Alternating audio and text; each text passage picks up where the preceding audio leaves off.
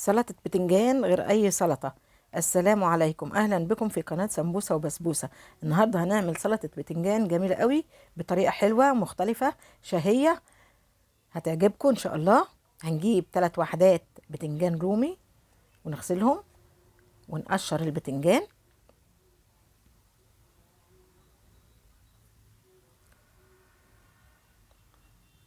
هنقطعه بطريقة كويسة، ما نخليش شرايح البتنجان تخينة قوي ولا رقيقة عشان تستوي معانا، لأن احنا مش هنحط فيها زيت.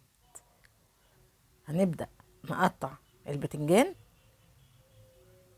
زي ما انا بعمل شرايح متوسطة، ما تبقاش تخينة عشان تستوي معانا وما يبقاش البتنجان ني بيقرش معانا في الاكل.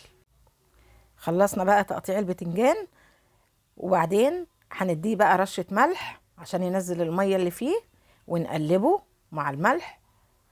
وبعد ما نقلبه هنفضيه تاني على البلانشة او على طبق. ايوه، هنفضي بقى، خلاص هو كده اتقلب مع الملح كويس ونزل المية. هنفرده على البلانشة او في طبق، وبعد كده هنروح مجففينه بمناديل تمتص المية اللي فيه. معلش الحتة دي ما جاتش في التصوير. بعد ما جففناه بالمناديل هنضيف له بقى 3 معالق كبيرة زيت او 4 معالق، ونقلبه كويس في الزيت. هنحط طاسة على النار ونسخنها كويس، وبعدين نحط البتنجان فيه من غير زيت لان احنا رشين عليه زيت. هنبدأ نشوحه على الناحيتين ونخلي بالنا مع التقليب علشان ما يتحرقش معانا،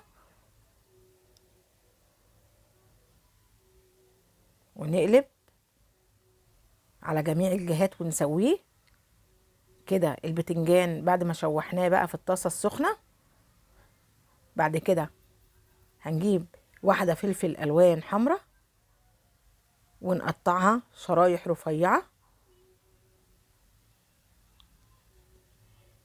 بتنجان طعمه حلو، طريقة جديدة وهيعجبكم ان شاء الله. بعد كده هنعمل الدريسنج بتاعه. هنجيب 3 معالق زيت كبيرة و3 معالق كبيرة صويا صوص، ومعلقة صغيرة ملح، ومعلقة ربع معلقة صغيرة فلفل اسود، ومعلقة بابريكا، وتوم مهروس، و2 معلقة صغيرة سمسم، ومعلقة صغيرة حبة البركة. وهنكون جايبين هنعصر نص ليمونة ونص حزمة بقدونس أو شبت مفرومين، ونقلب كله كده مع بعضه. الدريسنج ده هيديه طعم حلو قوي بالصويا صوص، طعم جديد بس حلو شهي.